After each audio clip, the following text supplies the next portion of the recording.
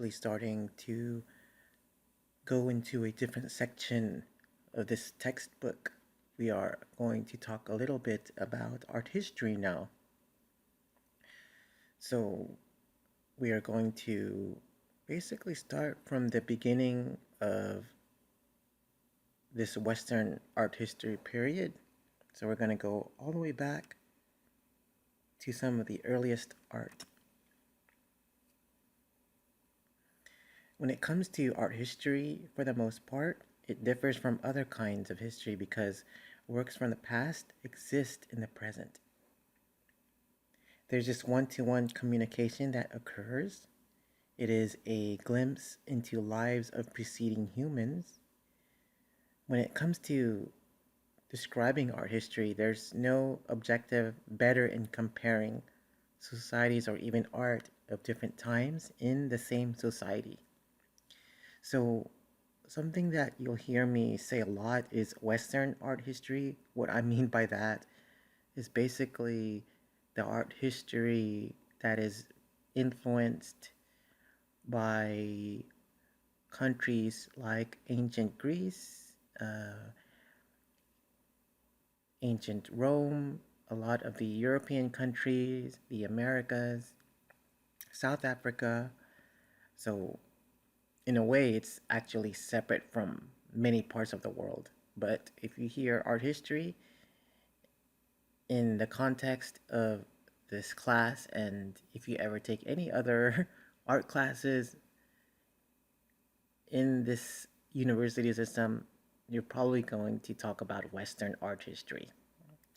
And so, some things that it is mentioning here, it differs from other kinds of history because works from the past exist in the present. There's a lot of going back and paying homage to things that have been done before. So, in a way, we'd like to carry over some of the things that we've been learning, especially when it comes to art. It also mentions here that no objective is better in comparing societies. You can say that just because it is being mentioned in this book and that it is part of this lineage of Western art history, that it is somehow more more important than other societies. So you can say again, when it comes to Western art history, we're really just talking about some of these countries that are directly influencing each other. And so here are some of the countries that are being involved, just so that you can have an idea of the artwork that we're going to look at. So you'll see some work from early North America, from Europe, a little bit of work from China as well, Australia, Africa. So actually all over the globe. So we're going to talk a little bit about the Paleolithic period. The Paleolithic period uh, is defined as the Old Stone Age. Okay, so paleo means old, lithic means stone, and some of the early findings here include crude stone cutting tools roughly 2 million years ago in East Central Africa. Something about this, it is a conceptual imagination advantageous over other species. So something that separates humans from other animals in the on Earth is that we have this conceptual imagination, and because of that, we're able to do things like create tools. And you can say that there are other animals that use tools. I believe sea otters use tools. I believe monkeys use tools, but for humans, their imagination goes way beyond just for the sake of their survival. And so there's this refinement of tools made from stone. There's this awareness of form and function in making them symmetrical. So when it comes to things that are made out of stone, humans were being conscious of the way it looks, in that they are they are discovering that if they make a tool that is symmetrical, that is basically even on both sides, that it has a little bit more of a function, a better use. So you can imagine things like weapons or tools. Something about the Paleolithic period, there are evidence of sprinkled powders and beads, and that they accompanied burial sites. So during this time, around 2 million years ago, there was already evidence of humans practicing funerary rituals. So some interesting ideas about that. You can imagine that we worship, or we celebrate, or we mourn those who pass away. Humans have a tendency to do that. And they've been doing that for millions of years. And so when it comes to the Paleolithic period, it is a very long stretch in terms of time. It can be around 1 million years ago up to 77,000 years ago. And one of the first works found was this engraved ochre. I'm about to show you that in just a little bit. Something about that work is there is a abstract pattern, something that they say about the piece. It's unlikely for practical use. So perhaps it was randomly carved. Whoever carved it didn't really have a reason behind it. So more Paleolithic early findings were around 40,000 years ago. So here is the example of that engraved ochre.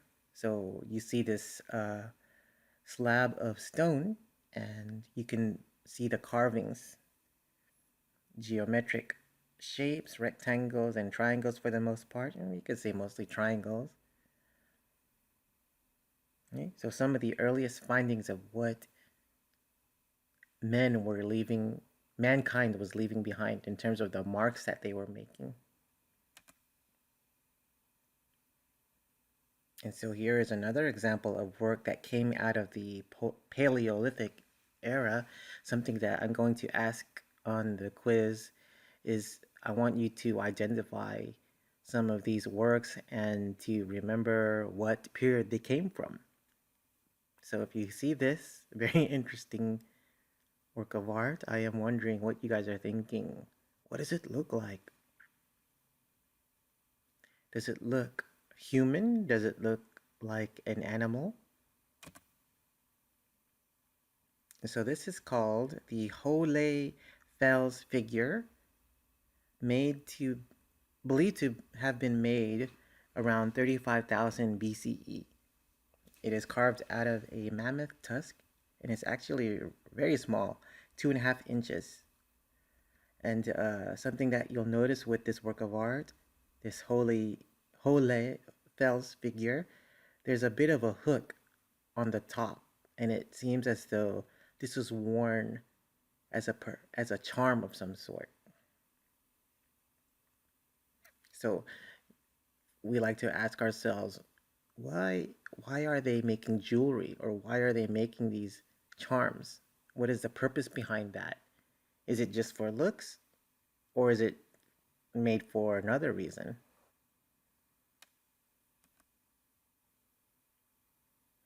And now let's take a look at one of the most famous works from the Paleolithic period.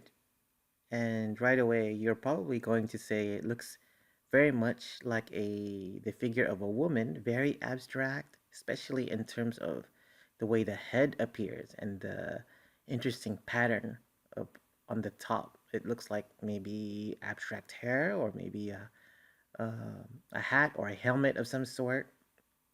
You'll notice that the figure itself is very voluptuous. Some of the body parts feel enlarged, almost as though the figure, she might be pregnant. And so something about this piece. It is called the Venus of Willendorf or the Woman of Willendorf. They actually found this close to a type of grain bin. And so there's some interesting theories behind this piece. One thing I can tell you, it is actually known to they believe that this figure was used as a type of sympathetic magic. And what I mean by that is this object would help in the aid of something that they were trying to accomplish in life. Because the figure looks very voluptuous and that it is of a woman and that the breasts are enlarged and the abdomen is enlarged, people believe that this is a type of sympathetic magic in helping women get pregnant. So you can imagine, thousands of years ago, it was actually very difficult for many women to give birth, and that um, it was a very dangerous process. And so, in order for them to feel a little bit safer, they would try to conjure up magic or use charms that would help alleviate the process, make it a little bit easier.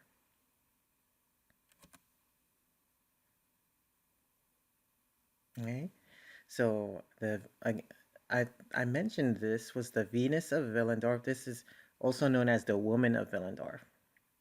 So, despite what I said in terms of it being an example of sympathetic magic, there are also theories that this might be representative of one of the ancient deities. So maybe it is more of a religious art and not exactly sympathetic magic. So there is a lot of gray area when it comes to talking about a lot of these prehistoric works.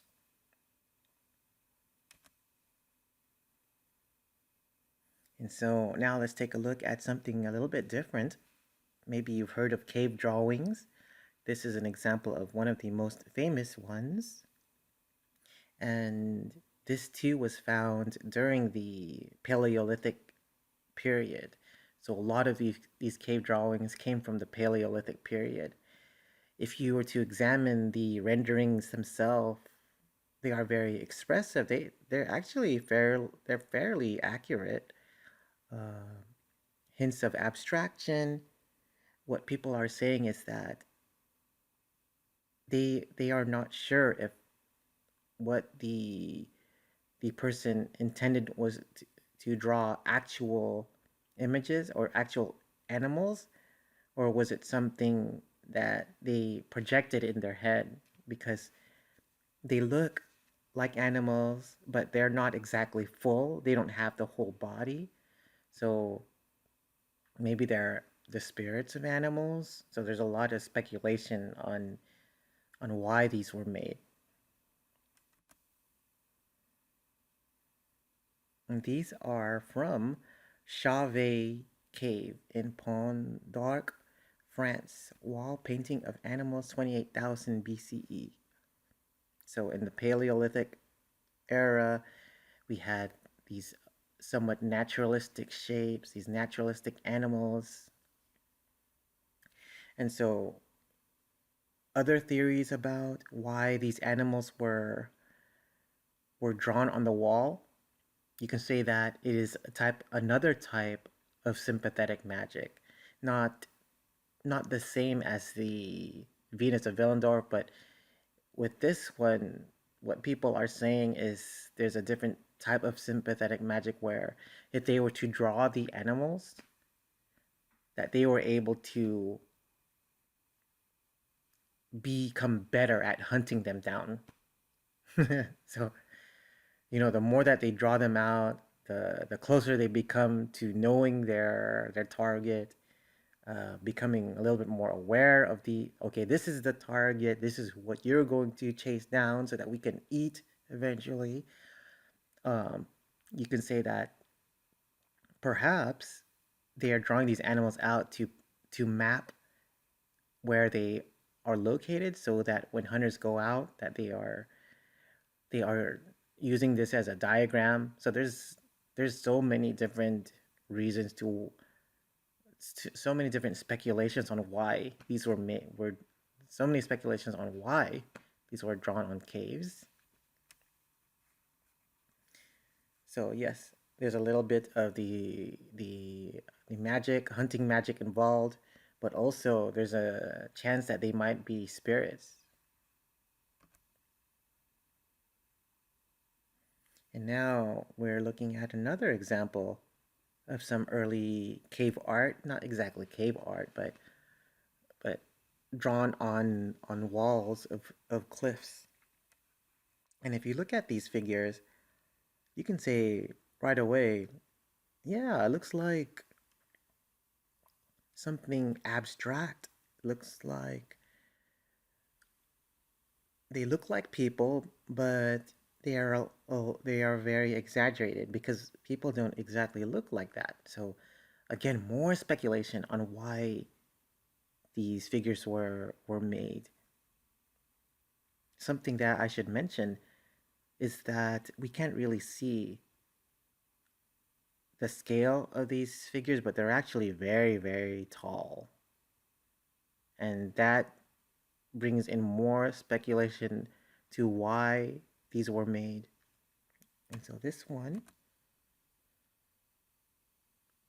is called the Great Gallery, believed to have been made around 7400 BCE or in between 7400 BCE and 5200 BCE. This was found in the Horseshoe Canyon, Utah. So this was actually in the United States, above ground rock art in Utah. And so these are actually pictographs when they're drawings on a wall. And in some more speculations on these figures, oh, it mentions here that the height of the tallest figure is 7 feet, and so that is a lot taller than human size. So there again more speculations. Why would they draw these figures this certain way? Did they actually draw shapes of actual people that were this tall, and that they actually wore clothes that are in this triangular shape? So there again more gray area, and there's a lot of studies, ongoing studies, to uncover why these were made. Okay, so more work that is left in caves, and these are actually carvings into the wall, and they are a different type of work. So the work we looked at earlier is a type of petrograph, and this is actually a petroglyph. Petroglyphs are these type of rock art carvings. So petrograph are the writings on the wall. Petroglyph are the carvings on the wall or the carvings on the rock.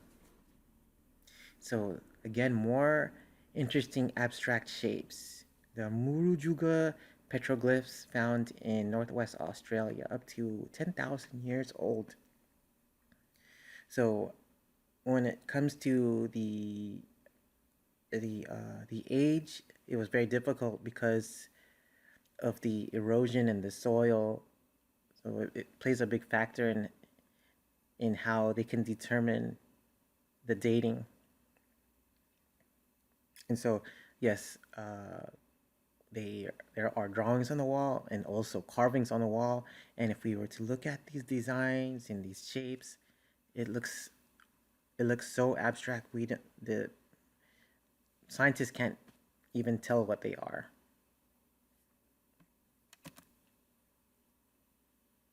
Okay, so we talked about the Paleolithic period, the Old Stone Age. Now we're going to talk about the Neolithic period, jumping a period or two the Neolithic period is the new Stone Age.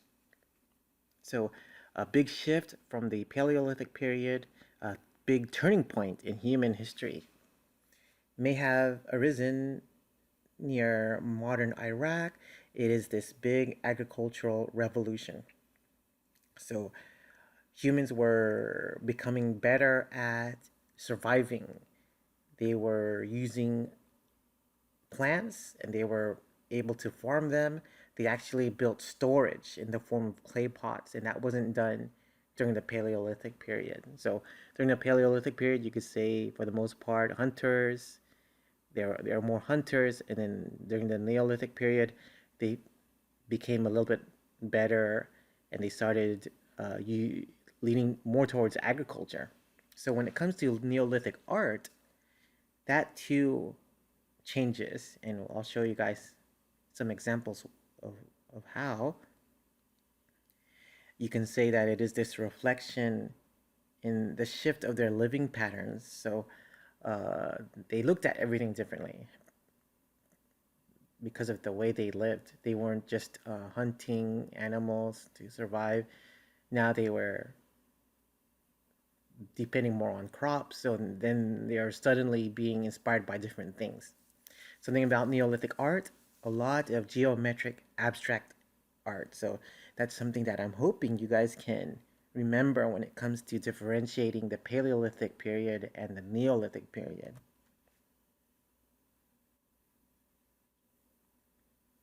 And so here is an example of the work from the Neolithic period.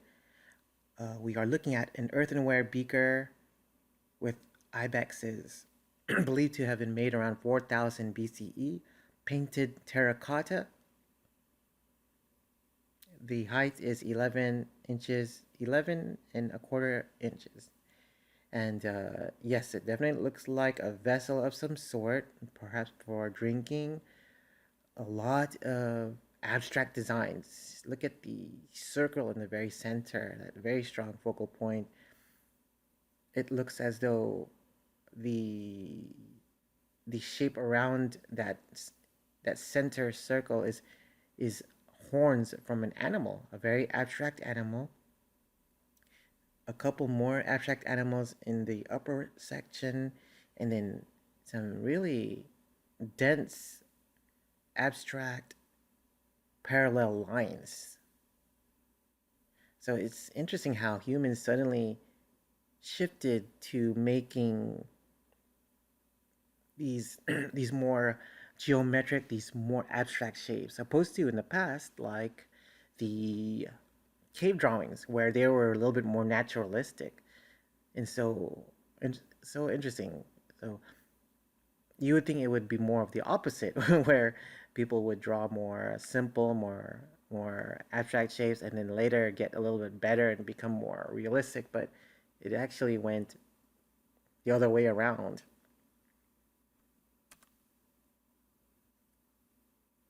And this is a burial urn, Kansu type, also from the Neolithic period, and this is from China. And so the work that we just looked at earlier was found in the Middle East. Now we're looking at something that is found in China, which is in another part of the world. And what is interesting about that idea is that even though they are in different sections of the globe, they are going through similar shifts in terms of what they are making, what they are leaving behind in terms of the marks that they are creating. More abstract shapes.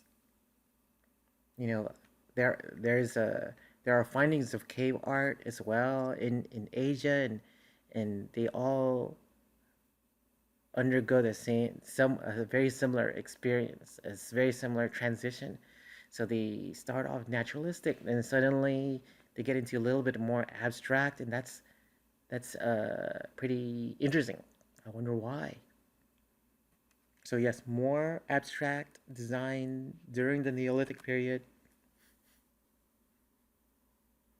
Okay. Also from the Neolithic period is Stonehenge. Maybe some of you are familiar with that. Stonehenge is a collection of these monolithic stones, and we didn't really talk about their architecture that much, but these are all the post and beam designs. So I'm actually posting information on these things on our Canvas page, so make sure that you check those out. Maybe there's already things that you know about Stonehenge, like some theories to why it was built. Was it a type of burial? Was it a ritualistic site, a ceremonial area? So many interesting things about this piece as well. Made in 2000 BCE, so it too actually has a lot of gray area in terms of why it was actually made.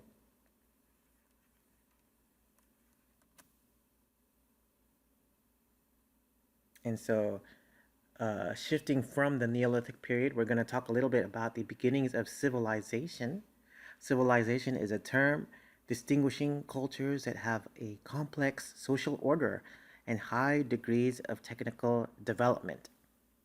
Elements of a civilization include agriculture and animal husbandry, occupational specialization, riding, and the production of bronze. So, a big jump from the Neolithic period in that these communities were working together.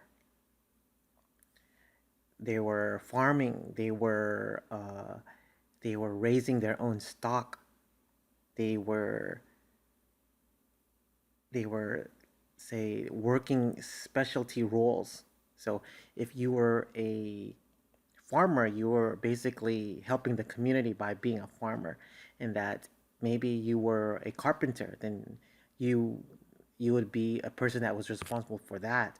And so that is some interesting these interesting transitions as humans started to evolve. Okay, so yes, civilization basically when humans started working together.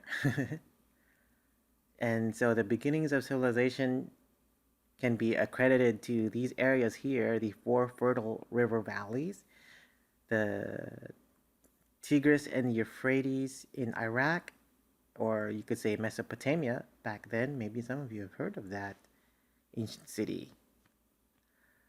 The Nile River in Egypt, the Indus River in West Pakistan or India, and also the Yellow River in northern China, or the Yangtze River in northern China.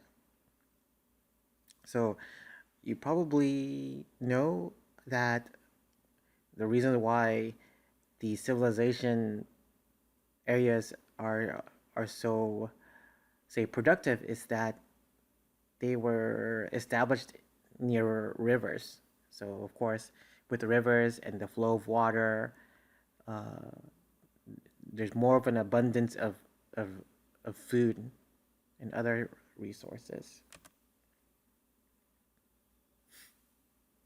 Okay, so here is an example of a early civilization architecture, ziggurat of Ur-Nammu, made in 2100 BCE. So a ziggurat is a type of step temple. You can call them a type of sacred mountain, something that links heaven and earth. And so you probably heard of Mesopotamia a lot in terms of an early civilization. And that is where these ancient Sumerians are from. So they are one of the earliest types of civilizations. Something that is interesting about these ziggurats, it's a place of worship, in that these early types of religion are actually based off of nature gods.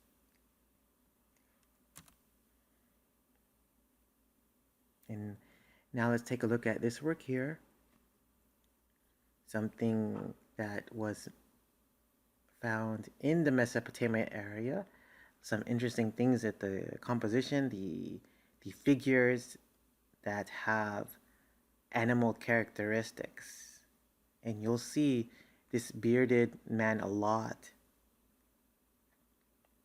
It is as though we are looking at different registers, and that each register has its own story or story of some sort. Some very interesting happening, some very interesting things happening with the the animals, and that looks like they are playing music. Looks like there's a man befriending animals, these cows or bulls. You'll see the bull a lot. You'll see bull horns a lot, and these bearded men. And this is actually a part of a plaque found on a lyre. A lyre is a type of ancient stringed instrument, kind of like a harp, reconstructed from the Kingsgrave tomb. So it's actually, this is what we're looking at is a reconstruction of an original. So you'll see that when you look at ancient art, and for some reason it says reconstruction. It's probably not the original. They're trying to preserve the original. And so this is found in Sumer, king's tomb in the city of Ur, a bearded bull's head signifying royalty. And I'm going to go ahead and pause it here. This is the end of part 1 of chapter 15.